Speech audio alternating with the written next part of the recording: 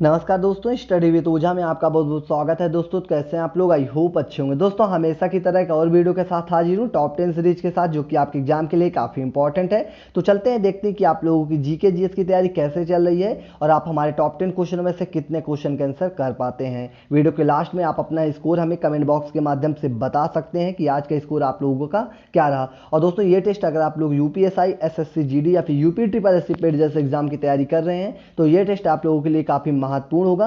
तो चलते हैं, वीडियो को शुरू करते हैं और देखते हैं आज का पहला क्वेश्चन क्या है। पहला क्वेश्चन है, जब भारत सरकार अधिनियम 1935 अधिनियमित किया गया था तब भारत का गवर्नर जनरल कौन था? तो क्वेश्चन नंबर 1 का राइट आंसर बताइए क्या होगा। आप लोगों के पास 5 सेकंड का टाइम है और ज़्यादा टाइम चाहिए तो वीडियो को पॉज कर लेना, ठीक है। तो फटाफट क्वेश्चन नंबर 1 का राइट आंसर बताइए क्या होगा। और दोस्तों आप लोग क्वेश्चनों को क्या किया करिए कि आप लोग नोट डाउन कर लीजिएगा, क्योंकि very very most important question होते हैं, आपको किसी न किसी एग्जाम में जरूर देखने को मिल जाएगा, ठीक है। तो चलते हैं क्वेश्चन नंबर 1 का राइट आंसर जान लेते हैं। इनका राइट आंसर जाता है ऑप्शन नंबर सी, यानी कि लॉर्ड विलिंगटन, जो कि बिल्कुल करेक्ट आंसर होगा। बात कर लेते हैं इनका कार्यकाल कब तक रहा। तो 1931 से लेकर 1936 तक इनका कार्यकाल रहा, ठीक है। चलते हैं क्वेश्चन नंबर 2 की ओर। क्वेश्चन नंबर 2 है, राज्य के नीति निर्देशक सिद्धांतों में से किसका संविधान में संबंधित अनुच्छेदों के साथ सही रूप से मिलान किया गया है? तो चलते हैं ऑप्शन पी देख लेते हैं। ऑप्शन पी है कि पोषण एवं जीवन स्तर को ऊंचा उठाने और सार्वजनिक स्वच्छ में सुधार के लिए राज्य का कर्तव्य होगा, आर्टिकल 47 में बताया गया है। और ऑप्शन क्यू है कि बच्चों के लिए मुफ्त और अनिवार्य शिक्षा का प्रावधान, जो कि आर्टिकल 45 में किया गया है। तो क्या ये सही है या गलत है, फटाफट देख लेते हैं। ऑप्शन ए सही है या फिर बी सही है या फिर सी या फिर डी, बताइए इसका राइट आंसर क्या होगा। तो सबसे पहले जान लेते हैं कि राज्य के जो भारतीय संविधान में राज्य के नीति निर्देशक सिद्धांतों के बारे में भाग 4 में और 36 से लेकर 51 तक आर्टिकल में प्रावधान किया गया है, ठीक है। और इसका करेक्ट आंसर जो होगा वो पी और क्यू दोनों सही है, यानी कि ऑप्शन नंबर जो सी है बिल्कुल करेक्ट होगा, क्योंकि पोषण और जीवन स्तर को ऊंचा उठाने और सार्वजनिक स्वास्थ्य में सुधार के लिए, जो कि आर्टिकल 47 में कहा गया है, बच्चों के लिए मुफ्त और अनिवार्य शिक्षा के बारे में जो प्रावधान किया गया है वो आर्टिकल 45 में किया गया है। तो इसका right answer option number C, यानी कि पी और क्यू दोनों सही है। चलते हैं क्वेश्चन नंबर 3 की ओर।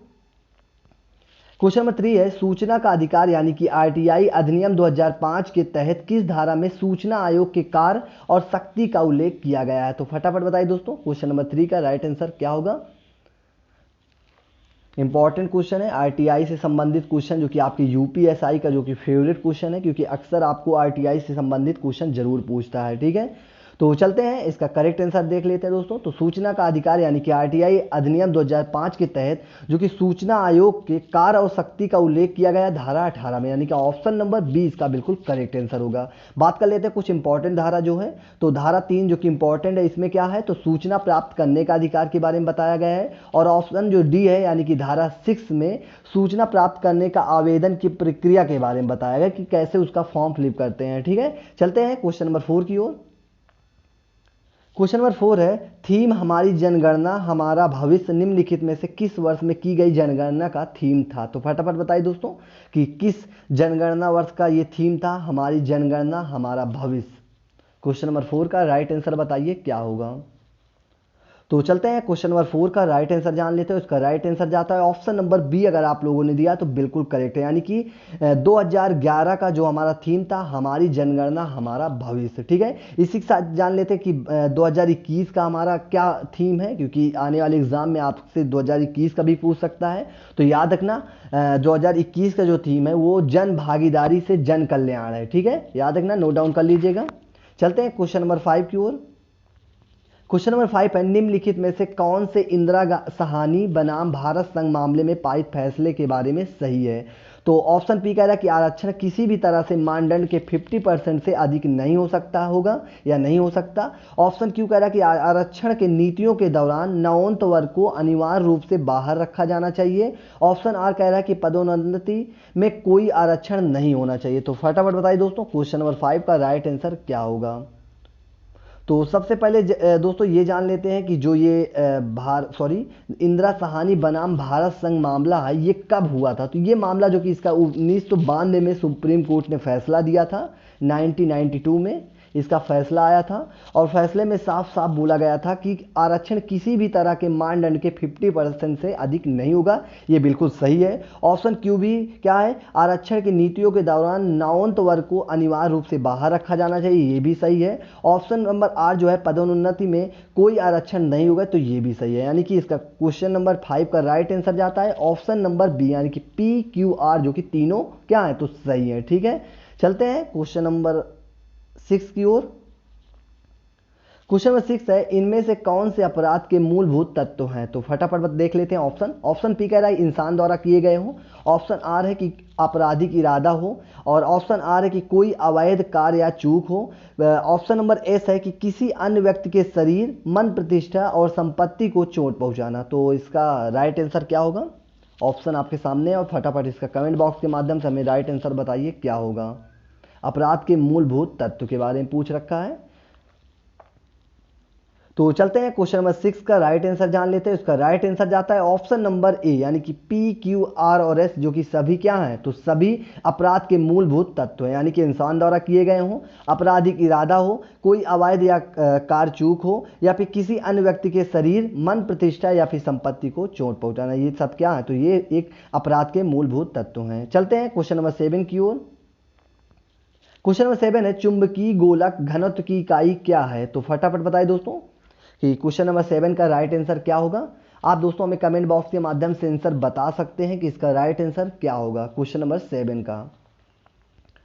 तो चलते हैं इसका करेक्ट आंसर जान लेते हैं। इसका राइट आंसर जाता है ऑप्शन नंबर बी, यानी कि टेस्ला। दोस्तों क्या है, चुंबकीय गोलक घनत्व की इकाई का जो है वो टेस्ला होता है। ठीक है, मात्रक, और इसका एसआई मात्रक जान लेते हैं तो वेबर प्रति मीटर स्क्वायर। ठीक है, याद रखना, वेबर प्लस मीटर स्क्वायर। ठीक है, चलते हैं अगले क्वेश्चन की ओर। क्वेश्चन नंबर 8 देख लेते हैं।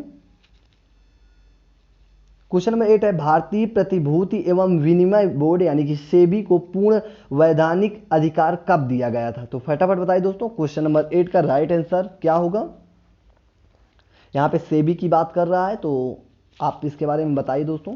तो चलते हैं, सबसे पहले जान लेते हैं कि सेबी की जो स्थापना की गई थी कब की गई थी। तो सबसे पहले स्थापना जो वर्ष है वो 12 अप्रैल 1988 की इसकी स्थापना की गई थी, यानी कि सेबी की स्थापना की थी। लेकिन इसको जो वैधानिक अधिकार दिया गया था पूर्ण रूप से, कब दिया गया था? तो इसको दिया गया था 30 जनवरी 1992 को। इसको क्या किया गया था? वैधानिक रूप से यानी अधिकार दिया गया था। ठीक है, तो इंपॉर्टेंट है, आप लोग याद रखना। अगर स्थापना वर्ष पूछे तो 12 अप्रैल 1988 को, और वैधानिक अधिकार कब मिला था? 30 जनवरी 1992 को। ठीक है, और इसका जो मुख्यालय यानी कि हेडक्वार्टर कहाँ पे? तो हेडक्वार्टर मुंबई में है, ये भी आप लोग याद रखना। हेडक्वार्टर भी पूछ सकता है, तो आप लोग हेडक्वार्टर ध्यान देना कि मुंबई में है। चलते हैं क्वेश्चन नंबर 9 की ओर।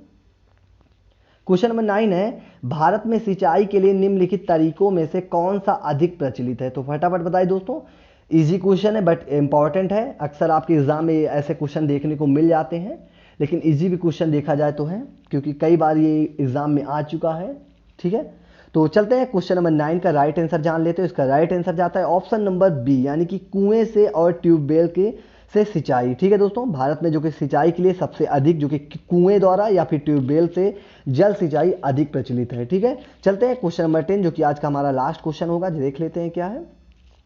क्वेश्चन नंबर 10 है, वजन और माप के मानकों का संस्थापन किसका एक हिस्सा है? तो फटाफट बताइए दोस्तों कि संघ सूची का, या अवशिष्ट सूची का है, या राज्य सूची का है, या फिर समवर्ती सूची का है। ठीक है, तो फटाफट बताइए दोस्तों कि किस सूची में इसके बारे में रखा गया, वजन और माप का जो है इसको किस सूची में रखा गया है।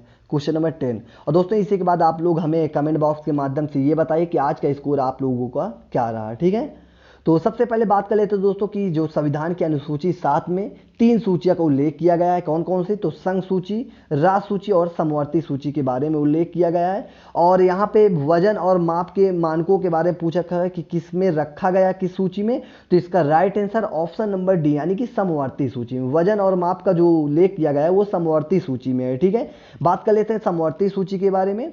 तो ठीक है, तो इसमें जो कि पहले विषय कितने थे? तो पहले जो कि 47 थे, लेकिन वर्तमान में यानी कि प्रेजेंट में 52 विषय हैं। ठीक है, याद रखना। तो और इसमें कुछ जो इंपॉर्टेंट विषय है और जान लेते हैं, क्योंकि एग्जाम में आपको मिल जाता है देखने के लिए। तो शिक्षा जो कि किस में है? तो ये समवर्ती सूची में है। जनसंख्या ये भी किस में है? तो ये भी समवर्ती सूची में है। ठीक है। और राष्ट्रीय जलमार्ग हो गया, जंगल हो गया, ये सब किस में आते हैं? तो समवर्ती सूची में है। अब बात कर लेते हैं समवर्ती सूची में कि इसमें जो मतलब कानून जो बनाते हैं, तो इसमें संसद प्लस विधानमंडल मिलकर कानून बनाता है। ठीक है दोस्तों, इसी के साथ हमारा वीडियो समाप्त हुआ। अगर आप लोगों को वीडियो अच्छा लगा हो तो लाइक शेयर कमेंट करना ना भूलें, और चैनल में नए हैं तो चैनल को प्लीज़ सब्सक्राइब कर लें, जिससे कि आपको टाइम टू टाइम नोटिफिकेशन मिलता रहे। और दोस्तों, किसी और सब्जेक्ट का भी अगर आप लोग टेस्ट देना चाहते हैं, जैसे कि मूल विधि या फिर संविधान या फिर हिंदी जैसे सब्जेक्ट का, तो आप लोग हमारे प्लेलिस्ट में जाकर आप लोग टेस्ट दे सकते हैं। और दोस्तों, वीडियो में कोई आप लोग सुझाव देना चाहते हैं तो आप प्लीज़ हमें कमेंट बॉक्स के माध्यम से दे सकते हैं अपना सुझाव। ठीक है, वीडियो देखने के लिए थैंक्स फॉर वॉचिंग। जय हिंद।